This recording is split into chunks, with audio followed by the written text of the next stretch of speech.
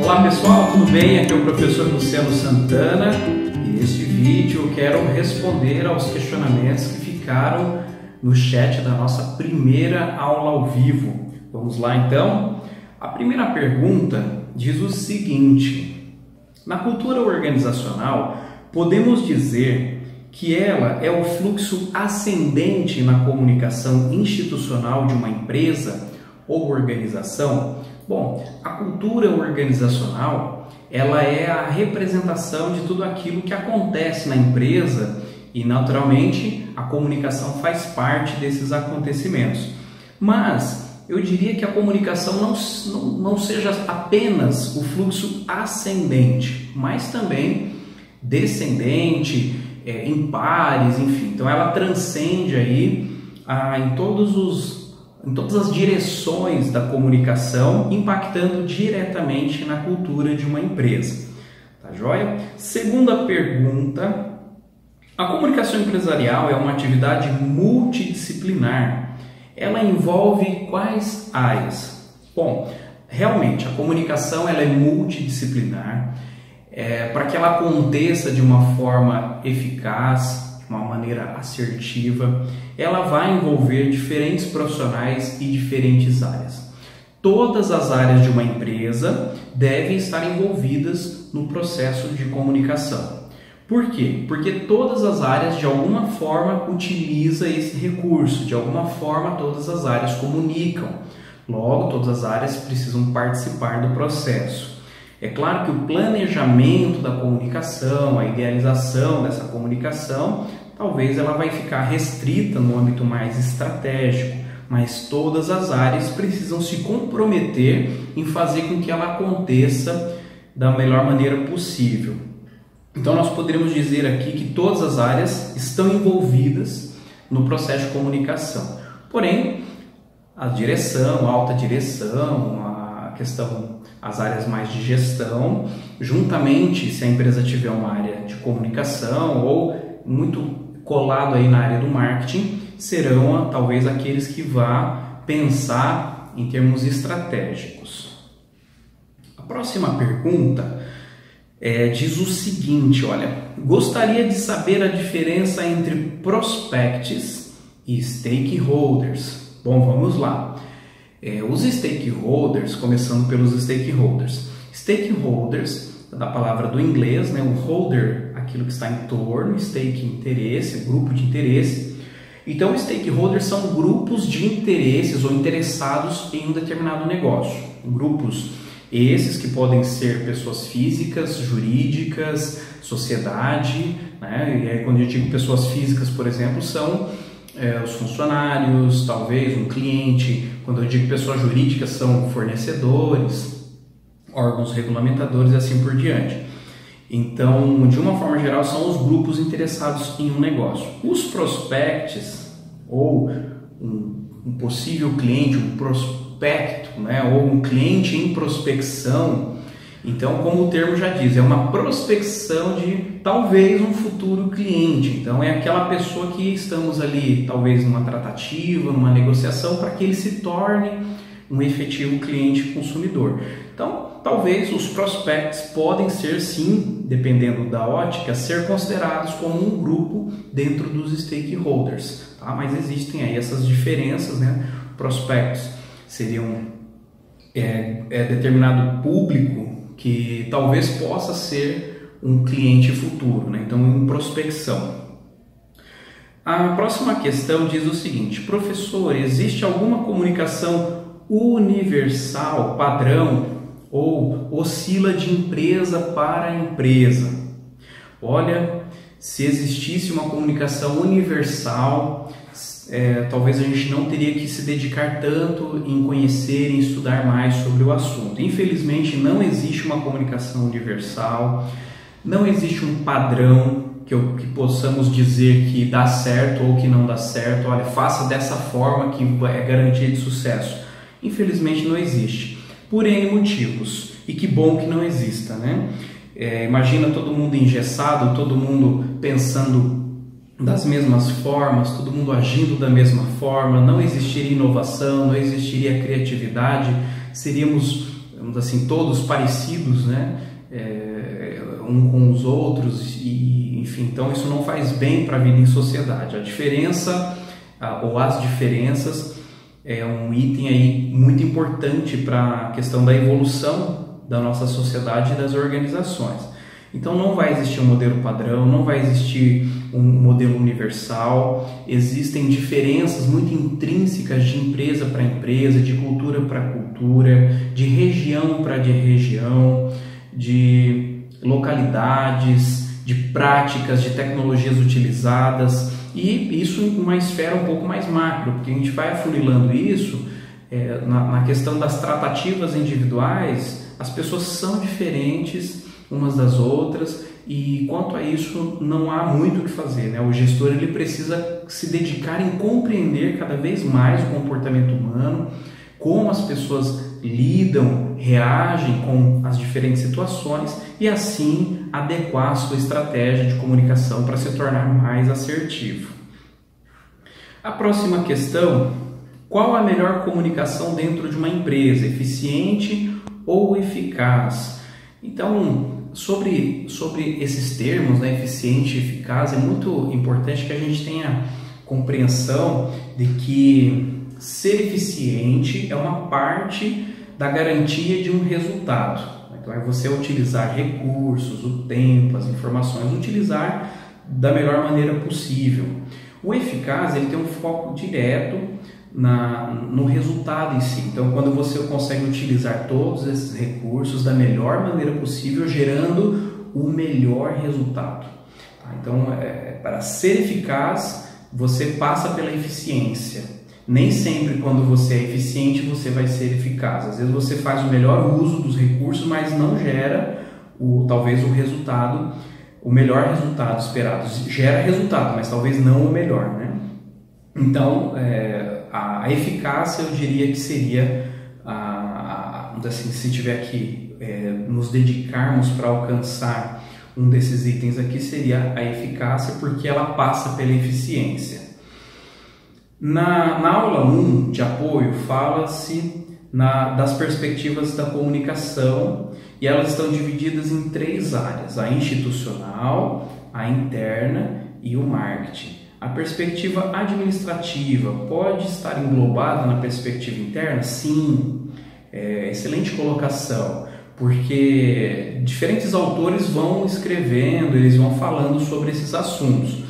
Eu coloquei da forma mais destrinchada possível, né? Que aí nós trouxemos 4 perspectivas: a mercadológica, que é o marketing, a interna, a administrativa e a institucional. Mas autores, e dependendo da abordagem que se utiliza, a administrativa, a comunicação administrativa e a comunicação interna vão estar consideradas, ou vão ser consideradas como uma só, tá? Mas isso não é um erro, não é algo que talvez deva nos preocupar. O importante é ter o entendimento de que existem essas perspectivas. Na comunicação administrativa e a interna, elas podem ser sim consideradas como as duas, né, como comunicação interna. Existem intenções diferentes para cada uma, né? A interna voltada para motivação e engajamento do colaborador, a administrativa voltada para processos, para mapeamento de fluxos, para gestão, né, de uma forma geral, uma comunicação voltada para auxílio e suporte na gestão. A próxima questão: qual o melhor meio de comunicação utilizada pelas empresas atuais agindo junto aos colaboradores para melhorar a produtividade no trabalho? E eu já vou emendar com a outra questão que está diretamente relacionada. Olha, boa noite, professor. A comunicação interna dentro da indústria ainda é muito falha. Tem alguma dica para melhorar isso? Então, aqui, juntando os 2 questionamentos, né, que falam aqui dos mesmos desafios, né, que é essa comunicação interna voltada para o colaborador. Então, primeiro, né, acho que mais uma vez, não existem aí comunicações ou comunicação que seja padrão, universal ou a melhor. Você, enquanto gestor, administrador, precisa conhecer muito bem quais são as suas necessidades, qual é o perfil desse público que você necessita comunicar. Eu posso dizer aqui como experiências, né, de trabalhos em empresas e consultorias, que a transparência, a busca pela transparência na relação, na comunicação, ela é muito importante, porque quando as pessoas sabem exatamente o que está acontecendo na empresa, se há um problema, elas vão se comprometer em ajudar a resolver esse problema. Se talvez está tudo muito bem, está em crescimento, também isso vai engajar, isso vai motivar as pessoas a continuar fazendo bem feito. Eu digo isso porque em algumas experiências a empresa não tinha nenhum tipo de tratativa com os colaboradores, e nós começamos um trabalho de melhoria, né, dos fluxos internos e tal, e fazíamos reuniões semanais com as equipes. Era uma indústria, eu me lembro bem disso, e quando nós reuníamos tinham uns 60 colaboradores mais ou menos, a gente reunia no pátio da indústria, né, no salão da produção, e as pessoas elas tinham muita dificuldade em simplesmente estarem juntas para compartilhar aquele momento. As pessoas olhavam para baixo, para você ter ideia do que? Da estima do pessoal. Eles não se sentiam pertencentes àquela empresa, cada um ficava muito isolado fazendo o seu trabalho. As primeiras reuniões foram muito difíceis em função disso. Com o passar do tempo, das semanas e das provocações que fazíamos, as pessoas começaram a compreender um pouco mais, começaram a entender a empresa, começaram a entender a mecânica de como as coisas funcionavam e começaram, o que a gente brinca, erguer a cabeça, começaram a olhar para frente, né? Então é muito importante, isso dando um exemplo aqui de indústria, né? Era uma indústria de estofados, tá? É uma mão de obra um pouco mais carente, é uma mão de obra um pouco mais, talvez, limitada, né? E então é necessário iniciativas e cuidados especiais para garantir um bom atendimento a esse público interno, para garantir que eles possam falar a linguagem da empresa, mesmo que seja ao modo deles, mas que eles possam compreender o que a empresa está fazendo e como ela está fazendo. A próxima questão. Por favor, nos esclareça como ter uma postura de confiança na comunicação. Olha só, é claro que essa postura de confiança, ela vai depender também, né? Tem dia que a gente está bem, tem dia que a gente está confiante, tem dia que você está pilhado, tem dia que você não está com esse astral todo. Então, é muito importante, eu acho que a palavra de ordem aqui é autoconhecimento.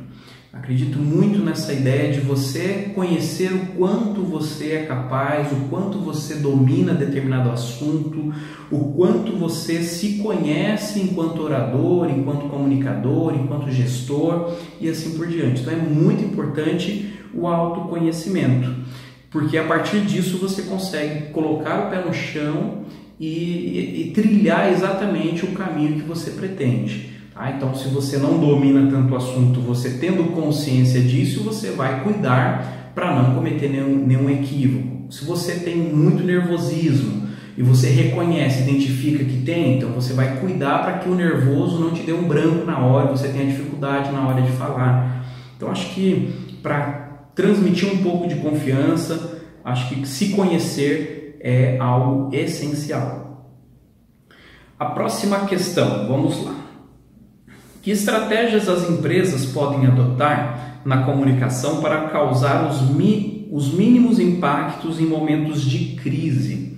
Por exemplo, no caso da Vale ou no caso do Supermercado Extra, no sentido de minimizar os impactos. Olha que pergunta super interessante, porque a gente está falando aqui da imagem organizacional.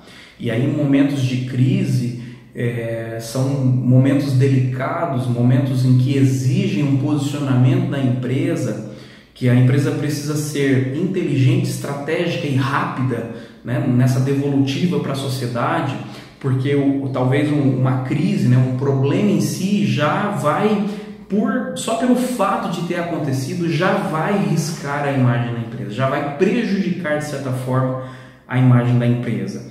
A imagem já não vai ficar a mesma. Então, quanto mais ela demora quanto menos precisa é a informação, quanto talvez menos segurança ela transmita no problema, ela tenta talvez maquiar ou não passar as informações. Tudo isso vai impactando ainda mais, né? Que já vai impactar, isso é fato, né? Isso já vai chamar a atenção da mídia, isso já vai chamar a atenção dos seus clientes, consumidores, os seus grupos interessados, já vão olhar de uma forma diferente para a empresa. E dependendo da forma como ela se posiciona, se ela transfere a responsabilidade de um problema que talvez é dela, ou como ela assume essa responsabilidade, como ela lida, né, com transparência ou não, isso tudo vai impactar ainda mais. Eu acredito muito nisso, então precisa ser muito sagaz, inteligente nessa comunicação, precisa ser rápida, mas ao mesmo tempo não pode ser equivocada, ela precisa ser assertiva, estratégica, muito bem posicionada ali. E talvez com frequência, né? No caso da Vale, nós sabemos, né, de todo o ocorrido lá em Minas Gerais, em Brumadinho, mas analisando, inclusive, né, acompanhando a situação, a Vale, na medida do possível, eu notei um esforço, né, por parte da empresa, inclusive seu diretor, seu CEO, né, o seu presidente, vindo a público falando e prestando ali esclarecimentos. Então eu vi, meu entendimento, tá? Vocês podem concordar ou não, mas eu vi um esforço por parte da empresa em tornar público, né, ou vir a público apresentar esclarecimentos com as informações que se tinha naquele momento, né? Então, de imediato, né, assim que aconteceu, já houve um posicionamento e conforme os dias foram passando, ela voltava e posicionava novamente.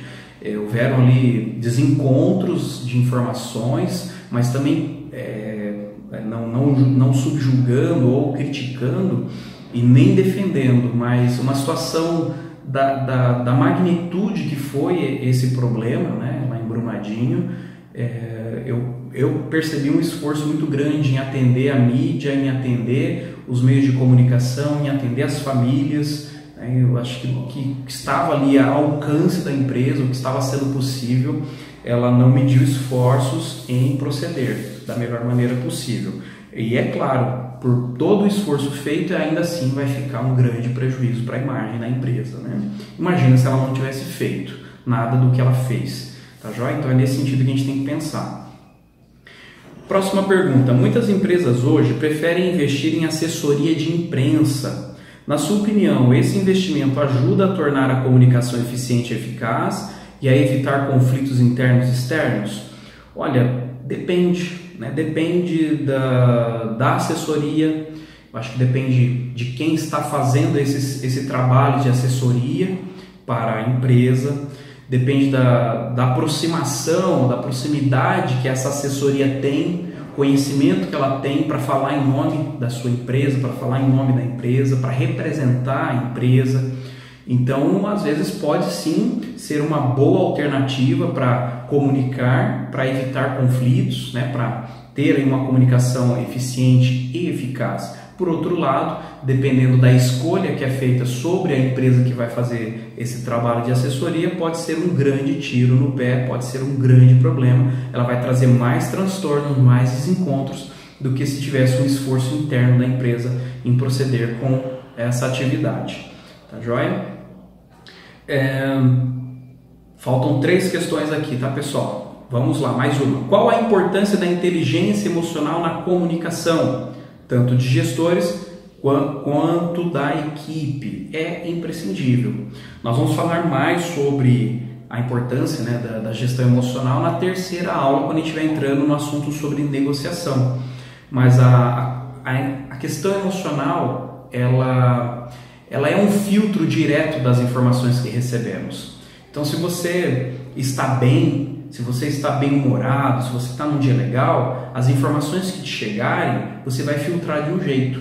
Às vezes é até um assunto que não é tão positivo, mas você vai, pelo seu estado emocional, você vai filtrar de uma determinada forma. Dependendo do estado que você estiver, por mais que a informação tende a chegar de forma positiva, o seu filtro é negativo. Então você vai acabar filtrando isso de uma maneira, talvez não da maneira como chegou, mas da maneira como você está. Então a questão emocional ela é muito importante. E aí na gestão nem se fala, né? Os gestores têm aí uma exposição maior junto às equipes, junto aos clientes, né? A fornecedores, e ele precisa sempre estar observando que imagem ele está provocando, que impacto essa atitude ou essa ação está provocando nos outros, né? Esse estado emocional, que impacto esse estado emocional está causando ou gerando naqueles que estão à sua volta, tá bom?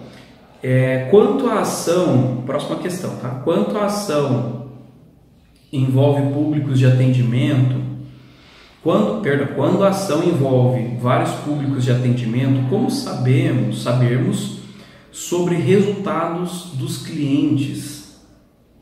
Uma urna de opiniões é válida para medir mudanças no ambiente de trabalho?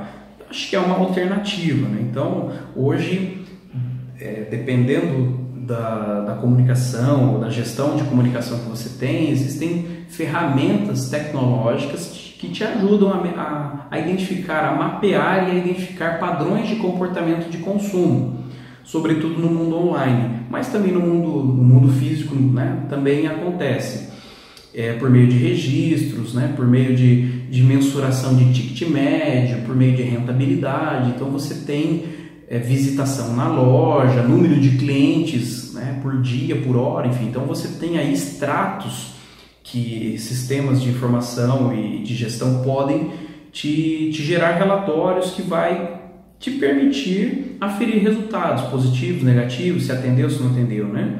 A questão da urna de opiniões, ela é uma ferramenta, talvez uma das primeiras, né, nessa linha de ouvir o cliente, né, de entender o comportamento do cliente.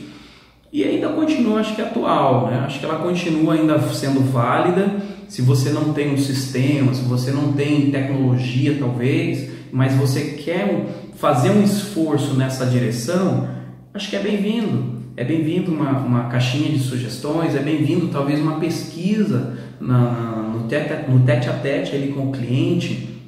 Me lembro bem que eu trabalhava no varejo, na época não existiam tantas tecnologias como existem hoje, a gente fazia pesquisa na mão, na prancheta.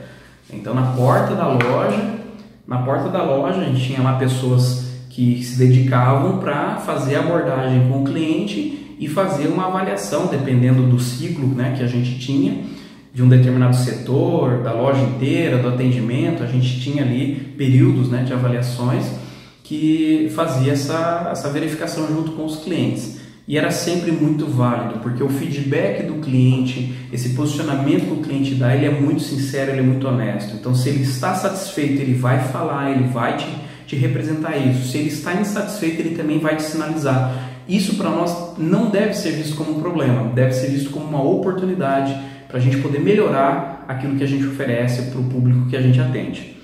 E aí, por fim, então, a última pergunta dessa série. Muitas empresas têm os líderes chamados de autoritários. Como fazer com que os colaboradores dessa empresa façam o seu trabalho de forma prazerosa, pois sabemos que esse tipo de liderança causa um enorme impacto no ambiente de trabalho. Sou adepto do tipo de liderança democrático, pois vejo que o diálogo flui melhor entre as hierarquias.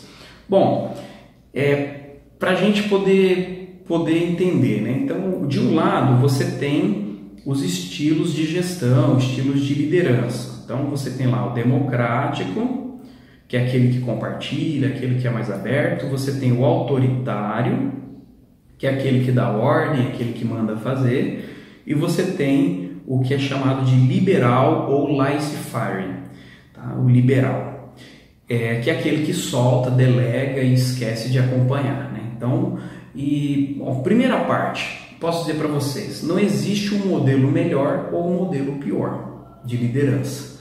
A gente está num momento hoje, durante algumas décadas houve sim um discurso muito forte sobre que a melhor liderança era a democrática, né? Hoje a gente tem um entendimento sobre liderança de que ela é situacional. Então, dependendo da situação, e essa situação envolve o perfil do líder, o perfil do liderado ou dos liderados e a tarefa a ser executada. Então, dependendo dessa configuração, eu posso ser democrático. A minha estratégia é mais democrática. Dependendo da situação, ela vai precisar ser um pouco mais autoritária. E aí é importante a gente esclarecer que nem sempre quando você usa a autoridade do cargo, que é isso que significa, usar a autoridade do cargo para determinar um trabalho ou dar um comando não significa ser agressivo, e é isso que precisa ser entendido. Ser agressivo é uma coisa, ser autoritário ou usar a autoridade que o cargo lhe confere para determinar uma ordem de trabalho é outra coisa. E haverão momentos em que você pode ser liberal, né? Que você vai poder delegar, a equipe é experiente, a equipe tem conhecimento, a equipe sabe fazer o trabalho, você pode delegar. Se você ficar em cima, né? Imagina uma pessoa com muitos anos de experiência, você ficar em cima dando ordem, você vai estressar essa pessoa também, né?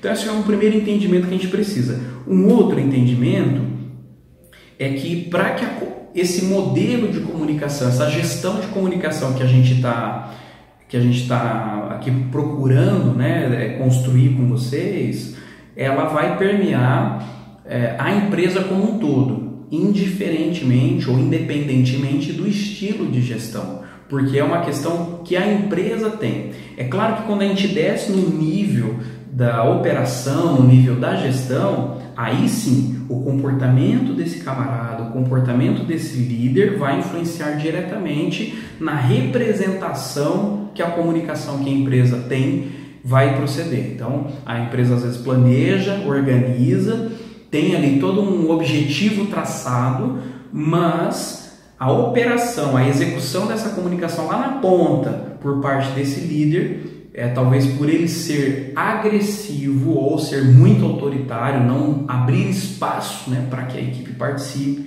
realmente vai gerar um grande problema no ambiente de trabalho, né? Vai gerar desencontro, vai gerar falta de informação ou atraso na informação e assim por diante. Vai gerar insegurança, as pessoas ficam com medo de fazer e aí perdem, né, oportunidades e assim por diante. Então, eu vejo a construção, né, desses dois assuntos dessa forma. Então, para que haja um sucesso nas iniciativas de comunicação, é necessário um equilíbrio na forma como esses liderados conduzem. E é claro que essa liderança mais autoritária, que retém poder, que retém a decisão, ela não vai ser benéfica para uma comunicação que precisa fluir de forma mais rápida, que precisa chegar em todos os cantos da empresa de uma forma mais ágil, mais rápida, né?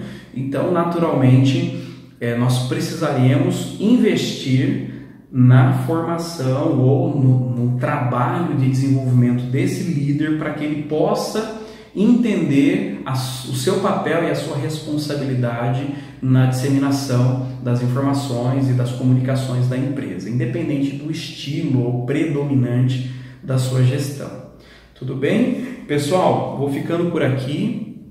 Agradeço imensamente a sua atenção. Nós respondemos aqui várias perguntas, espero ter atendido a todas. Se não atendeu, por gentileza, podem enviar uma mensagem por mediador ou na próxima aula.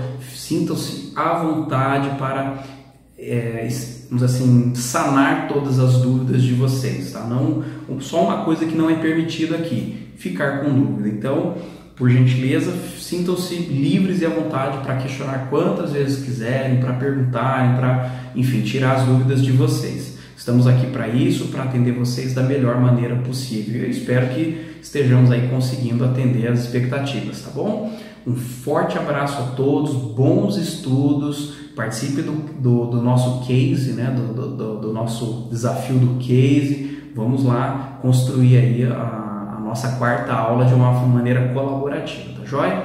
Forte abraço então, mais uma vez, até o próximo vídeo. Tchau, tchau!